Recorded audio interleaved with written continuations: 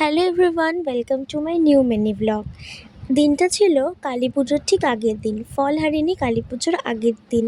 আর এই দেখো, জায়গাটা কি সুন্দর করে সাজানো হয়েছে। এই জায়গাটাতেই কিন্তু মা বসবে। আর সেই দিনকে ঠাকুর আনতে যেতে প্রচুর লেট হয়ে গেছিলো, 10টা বেজে গিয়েছিলো, কারণ সন্ধ্যাবেলা খুব জোর বৃষ্টি এসেছিলো আর বৃষ্টিটা কিছুতেই থামছিল না।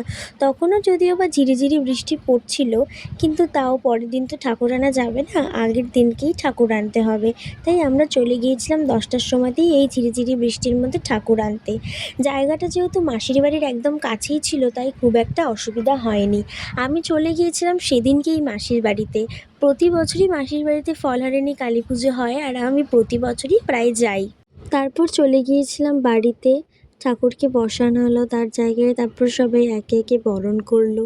সবাই এখানে বরণ করেছিল, আমি শুধু মাসির ক্লিপটাই নিলাম, কারণ অতগুলো ক্লিপ নেওয়া হয়নি। টুকটাক কিছু কাজ বাজ ছিল, সেগুলো করছিলাম। তারপর সব কিছু সেরে আমরাও তাড়াতাড়ি খাওয়া দাওয়া কমপ্লিট করে ঘুমাতে চলে গিয়েছিলাম। কালকে সকালে ওঠা আছে, অনেক কাজ আছে। তো আজ এই পর্যন্ত, দেখা হচ্ছে নেক্সট মিনি ব্লগে।